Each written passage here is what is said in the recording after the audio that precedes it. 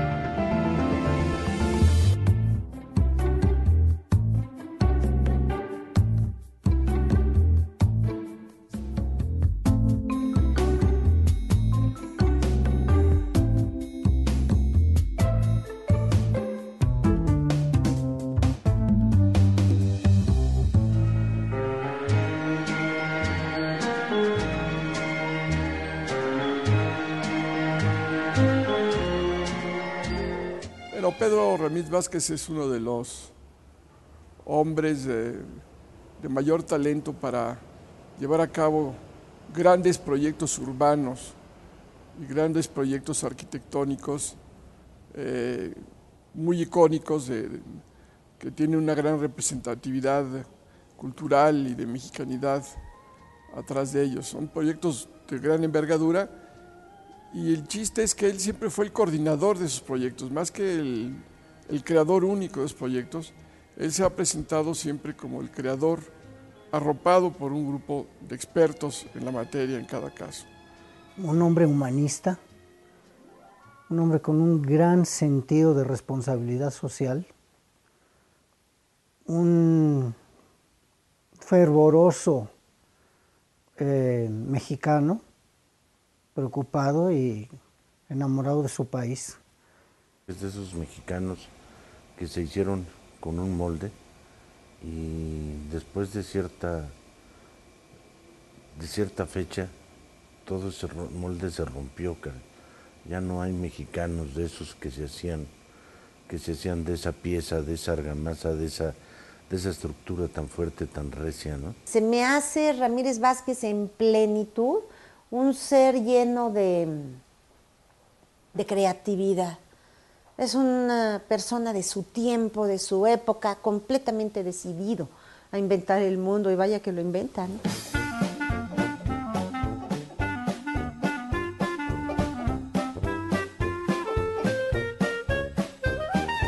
Él perteneció a una generación muy brillante de mexicanos, los que tuvieron su actuación a partir de los años 40, 50 y muy brillantemente hacia los 60.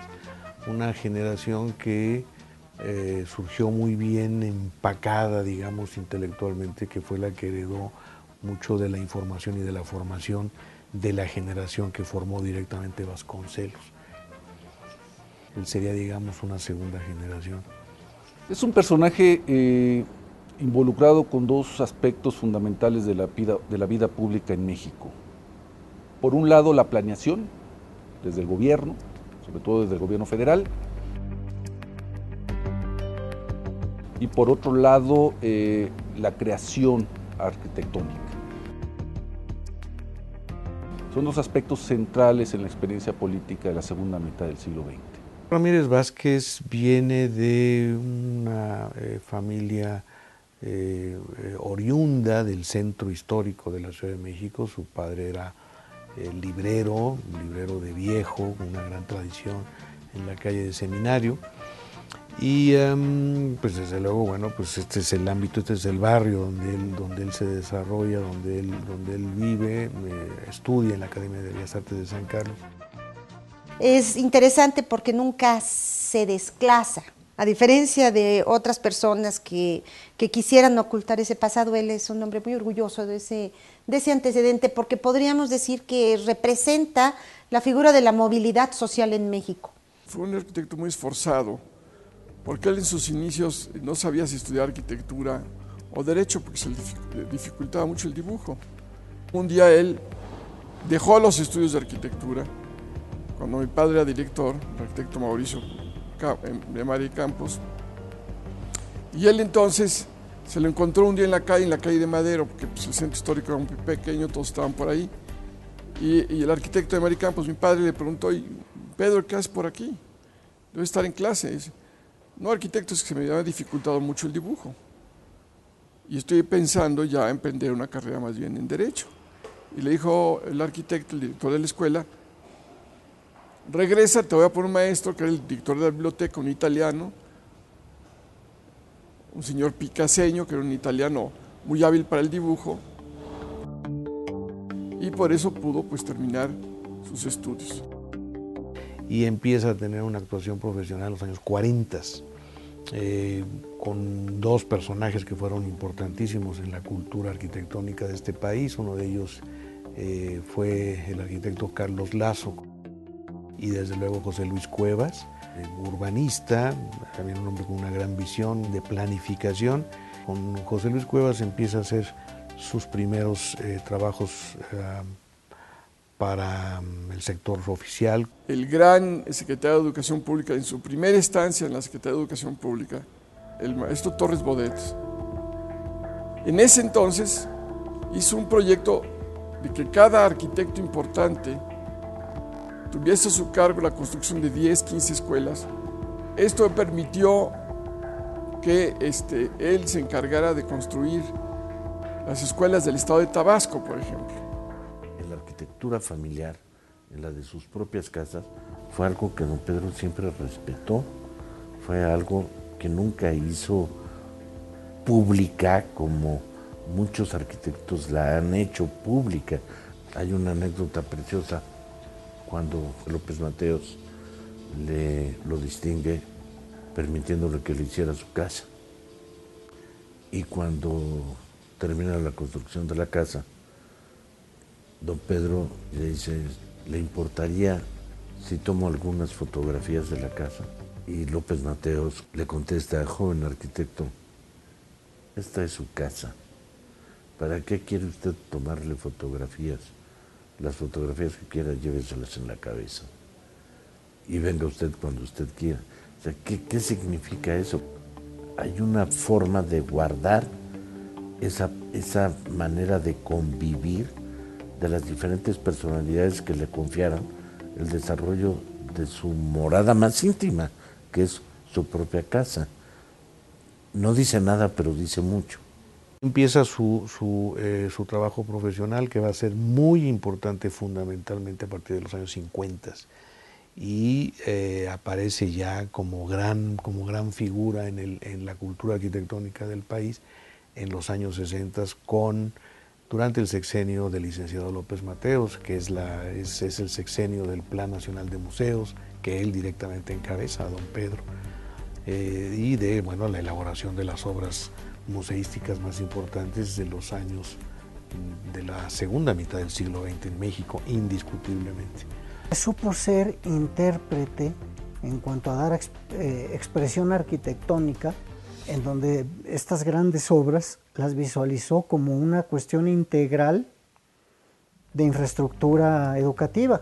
Todo está interconectado, amén del apoyo de un gran secretario de Hacienda como don Antonio Ortiz Mena. Fue un gran equipo.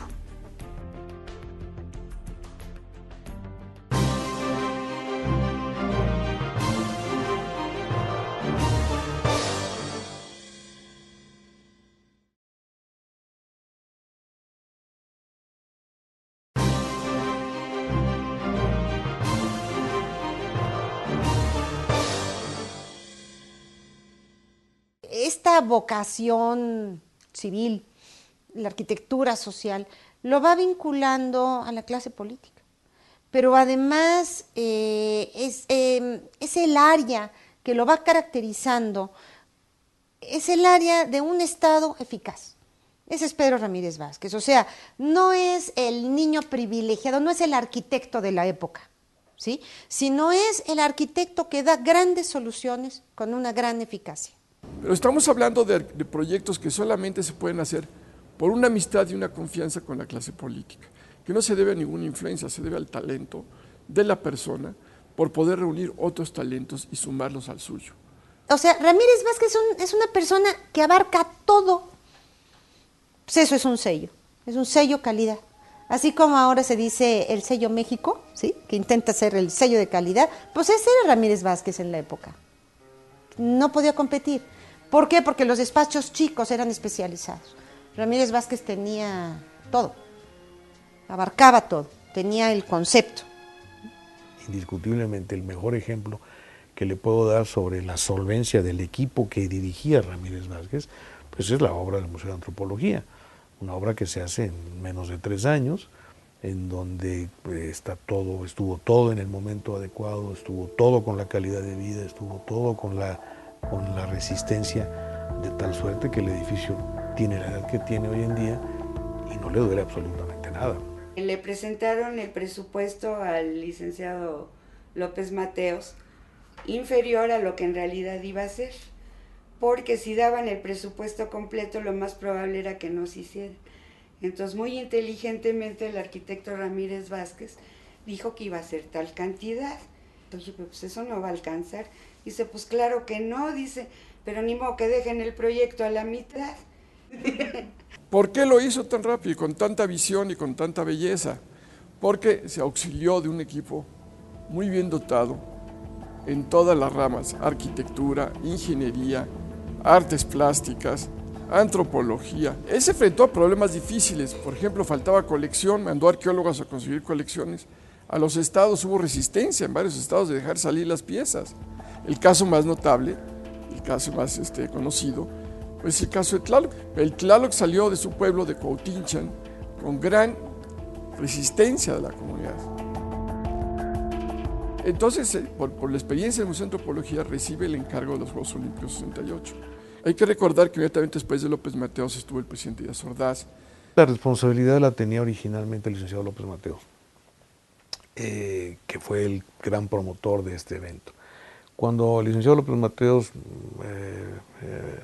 se le agrava el padecimiento que finalmente le tomó la vida, pues el segundo de a bordo en ese sentido era don Pedro. Es una carta de emergencia que presenta Díaz Ordaz hasta mediados de 1966, casi a 2 años de que iniciaran los Juegos Olímpicos, no solamente para terminar la obra olímpica, sino incluso para iniciarla en muchos de los edificios y de las obras que se estaban construyendo. Pero en realidad lo que es lo definitivo para su nombramiento, y quizás es uno de los puntos culminantes de su carrera, sin duda, organizar los Juegos Olímpicos de 1968, es que él conocía los secretos de la administración y la planeación pública y conocía la manera de articular esfuerzos desde su experiencia privada. Fue el pensar, el idear en qué consistiría, por un lado, la construcción de los edificios necesarios para llevar a cabo las actividades deportivas, y segundo, lo que fue más original de su parte.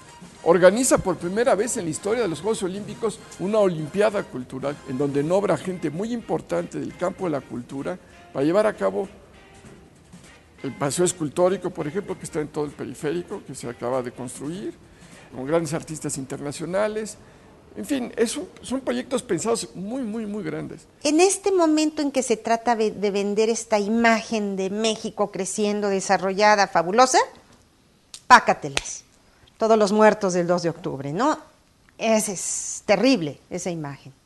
A todos nos marcó. El movimiento estudiantil tiene lugar, entre otras muchas razones, no contra los Juegos Olímpicos, sino gracias a la expectativa que ha generado la experiencia olímpica mexicana. Los Juegos Olímpicos son la reunión más cosmopolita de la historia del siglo XX mexicano. No hay otra reunión equivalente que se haya organizado en México.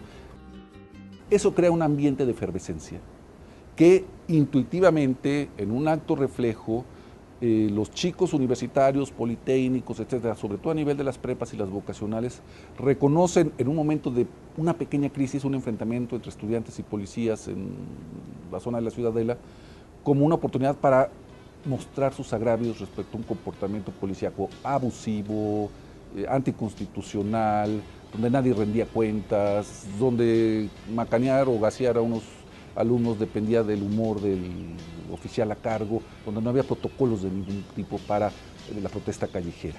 Y crece hasta convertirse en un movimiento nacional, entre otras cosas, por los errores y las torpezas del gobierno federal. Dicen, aquí la policía se porta muy mal y no estamos de acuerdo. Y tienen éxito en la protesta, mucho éxito al principio. Nosotros, los muchachos en aquel entonces, pues, no éramos unos vándalos, no es cierto. No es cierto, eso es lo que quisieron hacer creer. Y este discurso de toda esta onda que los agentes comunistas y todas estas cosas locas que decía Díaz Ordaz, era verdaderamente ridículo. Era verdaderamente ridículo. Sabíamos perfectamente bien el compromiso internacional que se venía y sabíamos que México, no el gobierno de México, sino México, tenía que asumirlo y los mexicanos teníamos que tomarlo en cuenta. Mire, don Pedro, la verdad de las cosas es que no le debe haber hecho mucha gracia que hubiera habido esta situación social tan compleja en la ciudad, porque el evento, para él como organizador, pues representaba un reto que estaba resolviendo de manera muy eficaz y muy eficiente. Y además siempre con la idea de que él trabajaba para la organización de un evento nacional. Esta no era una encomienda de un particular, no era un ejercicio arquitectónico, era un evento internacional en donde a él lo que le importaba era la presencia de este país, México, como organizador. Él quería ser igual que me parece lo han planteado todos los organizadores de todas las Olimpiadas, quieren hacer la mejor de las Olimpiadas de la historia de la civilización. Entonces yo creo que no debe de haber estado muy complacido en principio. Don Pedro lo hizo muy bien desde su trinchera, el no haberse contaminado en ese momento con ninguna de las decisiones que se tomaban desde el Poder Ejecutivo o bien desde el Poder de la Ciudad de México, como fueron pues aquellas grandes persecuciones por todo el Zócalo, por toda la calle de Madera, llegar hasta Tlatelolco, en fin, y hubo muchísimas cosas, ¿no? Ahí está todo lo que sucedió en el campo militar número 1. La reacción que pudo haber tenido el Comité Olímpico Internacional frente al movimiento estudiantil de México en el año 68 debe haber sido de un pánico, pavor, porque aún triste estuvo de que no se celebrara la Olimpiada, de alguna manera. Entonces esto seguramente sí fue entendido por los asesores políticos de las distintas instancias nacionales e internacionales, y sí les debe de haber provocado una especial preocupación. Y esa fue la razón, me imagino, pues, finalmente, que hayan tomado la decisión tan brutal que tomaron las autoridades federales. Los estudiantes, el Comité Nacional de Huelga ya había ofrecido una tregua olímpica. Nunca hubo ningún tipo de agresión física contra las instalaciones olímpicas. Prácticamente no existe en los archivos de la policía, en los archivos del ejército, en los archivos que hemos podido contar últimamente, ningún tipo de sabotaje a la obra olímpica. Es todavía más reprobable la actitud del gobierno, porque los estudiantes no se iban a meter con una reunión internacional que en realidad los beneficiaba, no los perjudicaba. Si no se puede acusar al CNH de estar especulando con el destino de los Juegos Olímpicos, porque dijeron, vamos al diálogo público, nosotros desaparecemos durante los Juegos Olímpicos y después de los Juegos Olímpicos regresamos a arreglar el problema. El gobierno no respetó esta propuesta. En ese sentido no solamente hay un crimen, sino también hay una traición. Creo que el 2 de octubre cancela, golpea de manera tremenda al movimiento porque descabeza su dirigencia. Fue lamentabilísima ese 2 de octubre y el enorme corazón roto de esa Paloma de la Paz. Al gobierno le quedó campo libre para echar toda su potencia mediática, todos los sistemas de control y decir, aquí no pasa nada, los Juegos Olímpicos se van a celebrar con éxito, y le funcionó.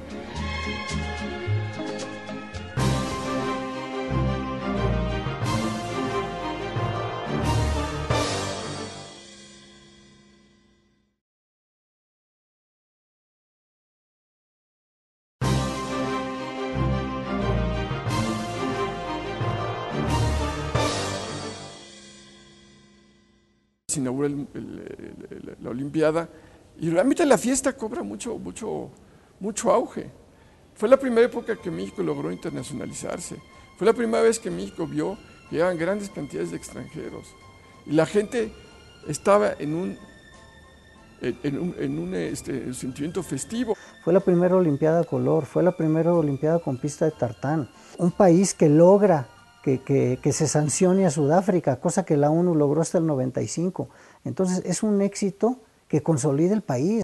El que estuvieran los globos en su momento, las palomas, o señorita Basilio que iba a llevar la antorcha, que estuviera el gas listo para el pebetero, esa era la responsabilidad de don Pedro. Y él lo hizo. Todos los días eran retos para él. Obviamente seguía el desarrollo de los Juegos, particularmente la delegación mexicana, hasta que ganó la de oro el tibio, pues él quería que México también sobresaliera en deportes, ¿no? Porque ese día lo recuerdo perfecto, esos últimos 50 metros del tibio, qué bárbaro. Un brinco de toda la alberca impresionante.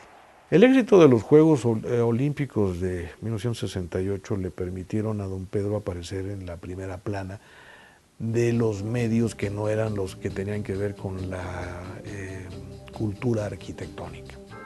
Entonces todo el mundo, mucha gente se enteró de que había habido un grupo organizador y que había habido un señor que además era arquitecto, que había sido el responsable. En el siguiente sexenio, el presidente Echeverría, conociendo su capacidad de organización, le encomienda el organizar y la fundación de la Universidad Metropolitana. Es el primer rector de la UAM, pero no es lo suyo ser rector de la UAM, él está muy poco tiempo. Él es un hombre creativo, él es un hombre inquieto, él participa también en el proyecto inicial porque es el primer rector porque los proyectos iniciales para él eran su fuerte, sí, crear proyectos nuevos y ir a otro lugar para crear otros proyectos nuevos. Fue secretario de Asentamientos Humanos y Obras Públicas en el sexenio del licenciado López Portillo. Y entonces es aquí cuando vienen todos los grandes sistemas de la planificación y ordenamiento territorial. No es gratuito que eso desapareció y se convirtió en un poema, ¿sí? Pero en aquel entonces se lograron 2.300 planes municipales, concertados directamente a nivel municipal. Entonces, bueno, esto es Ramírez Vázquez. Este es el concepto que tiene Ramírez Vázquez para el ordenamiento de los asentamientos humanos. El arquitecto siempre dijo de que la arquitectura no es arquitectura si la arquitectura no participa de las bondades de lo que el hombre tiene que vivir. Si ella no está hecha para facilitarle al hombre un esparcimiento, un espacio de movilidad, y así lo vemos en todas sus obras, es en el mismo Palacio Legislativo cómo confluye la cantidad de gente que confluye en la Villa de Guadalupe. ¿Cuántos visitantes tiene? Vamos a decir que en un 12 de diciembre por lo menos son 5 millones de visitantes que llegan a la villa y todos se mueven con una gran fluidez y todos pueden pasar a ver a la Virgen. Y si vemos otra de sus grandes obras, el Estadio Azteca, bueno, ahí vemos realmente lo que es la creatividad de un arquitecto, de darle utilidad a todas sus obras para una satisfacción del pueblo. Los que veían por dónde tenía que marchar el país, los que tenían las herramientas intelectuales, conceptuales para entender por dónde tenía que moverse el país, eran los arquitectos. No me refiero a cuántos edificios hacer, pero sí me refiero a saber que había que hacer hospitales y saber que tenían que hacer vivienda y saber que tenían que hacer escuelas, en dónde hacerlas, de qué tamaño, de qué naturaleza, con qué grado de resistencia. Eso lo hicieron los arquitectos desde 1940. Los arquitectos durante 30 años ayudaron de una manera muy importante a la planeación de este país. Lo más exitoso de él fue el saber coordinar talentos, y él lo subrayaba. Él decía, esto yo no lo hice solo, y es una cosa muy importante. Lo he hecho con todas estas gentes, ¿no? Aunque él es la cabeza de ese grupo. El arquitecto no le enseña a vivir a la gente. ¿Cuántas veces que el estilo de no. Él siempre interpretó las necesidades de cada individuo, de cada persona, de la libertad para la forma, desde el espacio íntimo que es el familiar hasta el espacio colectivo que es el barrio, la ciudad, siempre se basó en la libertad de las gentes para dar expresión arquitectónica. Si lo vinculamos al grupo cultural al que perteneció, las responsabilidades que ese grupo tenía y que le imbuyeron a él, de las cuales participó, y bueno, creo que nos consta que participó de esas responsabilidades, a mí me resulta claro. Remedios Vázquez es de esta generación que abrió esos caminos para que la política, repito, pudiese llevar a cabo el juego, la estrategia, el principio más importante de la vida social, que es la gestión de la libertad. Yo creo que podríamos decir que don Pedro fue esos grandes hombres visionarios que ha tenido México, esos hombres que se han convertido en íconos de una nacionalidad. Y yo creo que pocas personas en el mundo pueden decir que han construido, por ejemplo, 3 de los lugares de peregrinaje más importantes. Él es el constructor del Museo Nacional de Antropología, es el constructor del Estadio Azteca y es el constructor de la Basílica de Guadalupe. Casi todos los mexicanos, tarde o temprano, o muchos mexicanos, al menos millones de mexicanos, vamos a dar a uno de esos lugares o a los 3 lugares. Ese es su sentido de la arquitectura pública. Él nos deja un legado. Es un ser humano que se construye para ser un gran ser humano, haciendo un gran país.